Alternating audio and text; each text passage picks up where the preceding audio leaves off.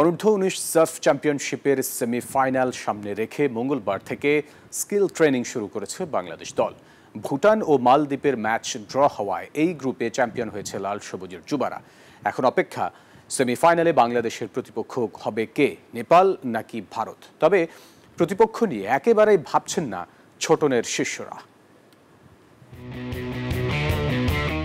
Sub চ্যাম্পিয়নশিপে প্রথমবারের মতো সেমিফাইনালে উঠে এখন শিরোপা ছোঁয়ার স্বপ্ন দেখছে বাংলাদেশের যুবারা। ভুটানের সাথে ম্যাচ জয়ের পর স্কিল ট্রেনিং করছে বাংলাদেশ। নিজেদের দুর্বলতা শুধরে নিতে চেষ্টার কোনো কমতি রাখছে না ছোটনের শিষ্যরা। গ্রুপ পর্বের শেষ ম্যাচে ভুটানের সাথে মালদ্বীপ ড্র করায় এই গ্রুপের বান্ডেল থাকলে প্রতি সেনমানিতে টাকা বাঁচবে। বিকাশ সেনমানি বান্ডেল কিনে জিতুন প্রতি লেনদেনে। চ্যাম্পিয়ন বাংলাদেশ। সেমিফাইনালে প্রতিপক্ষ যেই হোক না কেন, ফাইনালে উঠে শিরোপা ছোঁয়ার পথে এক ধাপ এগিয়ে যেতে চায় লাল সবুজের যুবারা।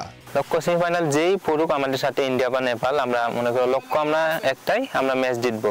চেষ্টা করব আগামী সেমিফাইনাল যে টিমই হোক না কেন আমরা তাদের সাথে ম্যাচ খেলে উইন করব ইনশাল্লাহ। দলের সহকারী কোচ জানালেন, মাঠে সেরা ফুটবল খেলতে পারলে যে কোনো দলের সাথে জেতার সামর্থ্য আছে ফুটবলারদের। সামনে আমাদের সেমিফাইনাল ম্যাচ, আমরা এই সেমিফাইনাল ম্যাচ সামনে টার্গেট রেখে আমরা আজকে প্র্যাকটিস সেশন সাজিয়েছি। ইন্ডিয়া কিংবা নেপাল যার সাথেই খেলা পড়ুক, আমরা সেটা আমরা ভাবছি না। এখন আমরা আমাদের নিজেকে নিয়ে ভাবছি ম্যাচ বাই ম্যাচ। আগামী 16 মে অনূর্ধ্ব-19 সাব চ্যাম্পিয়নশিপের সেমির বাধা টপকে শেষ পর্যন্ত ফাইনালে উঠতে পারে কিনা বাংলাদেশ, সেটাই এখন দেখার বিষয়।